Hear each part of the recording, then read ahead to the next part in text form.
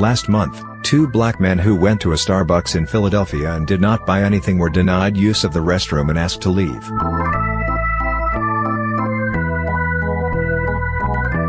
Then an employee called the police and the men were arrested, prompting protests, boycotts and accusations of racism.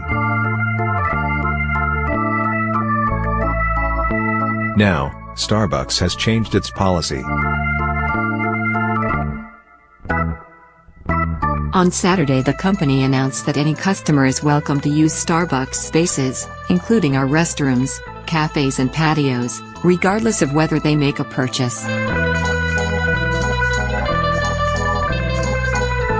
It added that employees should follow established procedures for addressing disruptive behaviors, and call 911 in the case of immediate danger or threat to employees or customers.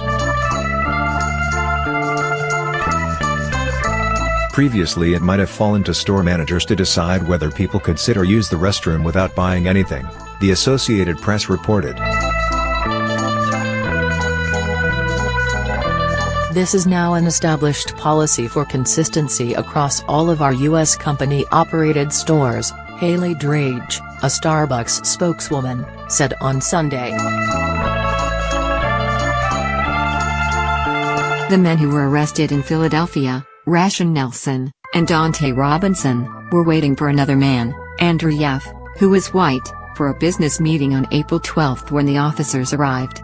Their arrest was captured in video footage that has been viewed millions of times on social media.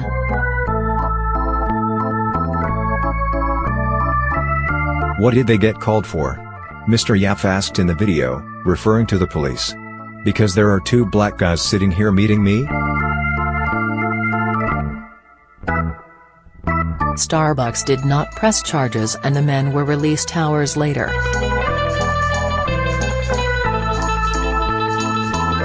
After protests erupted, Starbucks apologized and Kevin R. Johnson, the company's chief executive, released a statement in which he called the arrests a reprehensible outcome. The employee who called the police was fired. Starbucks also announced that it would close its stores in the United States on May 29 to give anti-bias training to 175,000 employees. The company said it had reached a confidential financial settlement with Mr. Nelson and Mr. Robinson. The men also reached an agreement with Philadelphia, each accepted a symbolic $1 and agreed that the city would spend $200,000 to help young entrepreneurs. Since the incident in our Philadelphia store in April and the events that followed, we have committed to our partners that we would be evaluating our existing policies and practices to ensure they are clear, Ms. Drage said. She called the new policy a part of that commitment.